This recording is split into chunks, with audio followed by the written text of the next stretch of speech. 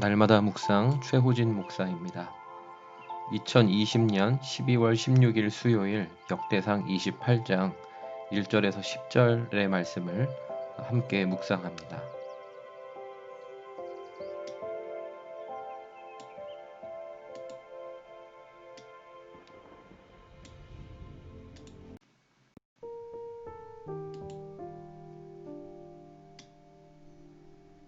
노년의 다윗이 솔로몬 때에 완성될 예루살렘 성전 건축의 비전을 품고 성전 사역자들을 미리 다 조직해 놓고서 이스라엘의 모든 고관들을 예루살렘으로 불러 소집합니다.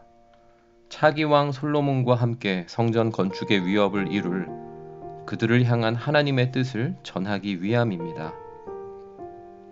다윗은 모든 고관들 앞에서 먼저 하나님의 선택에 의해 자신이 왕이 되었었지만 전쟁을 많이 치르며 너무도 많은 생명을 희생시킨 자신의 그 죄악 때문에 하나님께 성전 건축을 허락받지 못했다고 상기를 시키고 있습니다.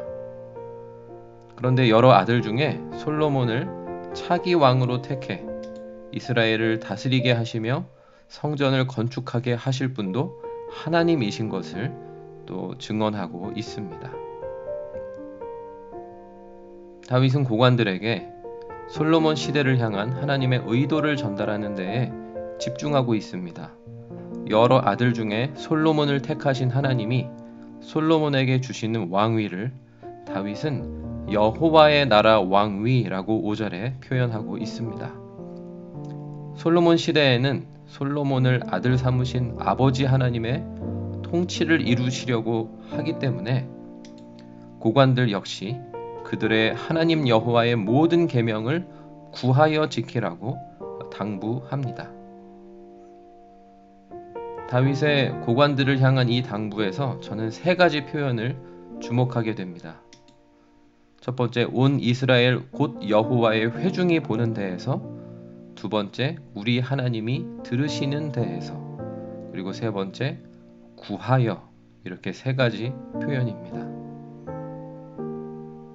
온 이스라엘 곧 여호와의 회중이 보는 데에서 라는 이 표현에서 다윗은 고관들에게 고관들이 섬기는 나라의 모든 사람들을 여호와의 회중이라고 묘사합니다.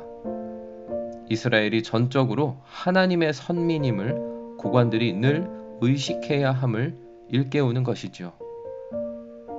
이스라엘 백성들 앞에서 고관들의 모든 언행이 철저히 모든 계명을 준수하는 모범이 되어야 함을 강조하고 있습니다.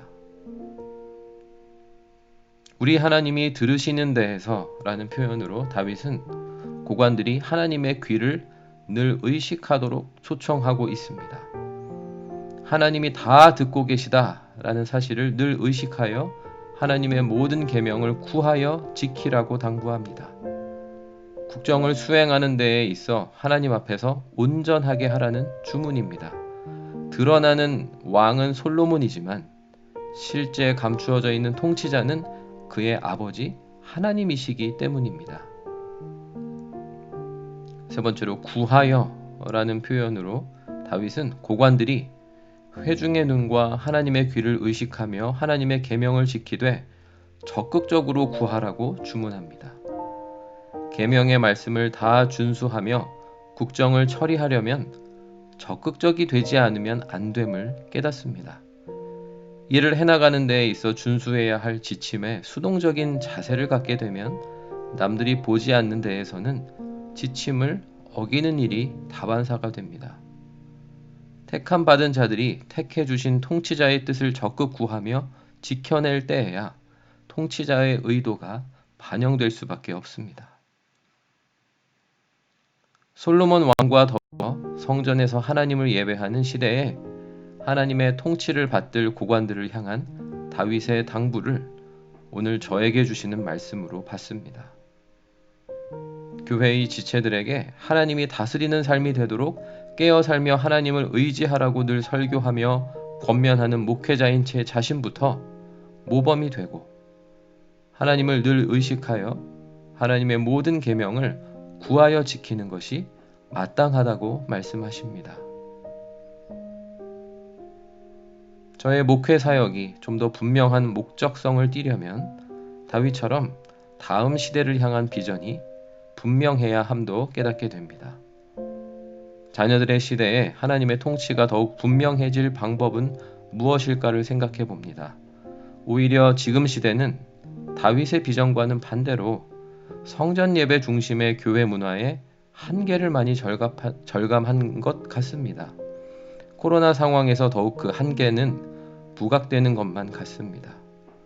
성전에서의 예배와 신앙보다 일상을 통한 예배와 신앙의 중요성이 훨씬 더 많은 곳에서 회자되곤 합니다.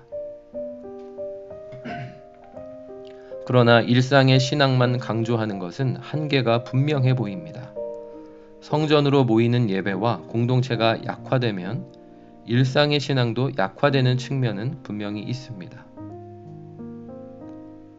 다윗이 하나님의 완전한 통치와 성전 예배 시대의 비전을 품고 고관들 그리고 아들 솔로몬에게 하나님을 온전히 섬길 것을 주문하고 당부하는 오늘 본문을 읽어가며 무엇보다 제 자신의 비전이 구체화되어야 함을 깨닫습니다.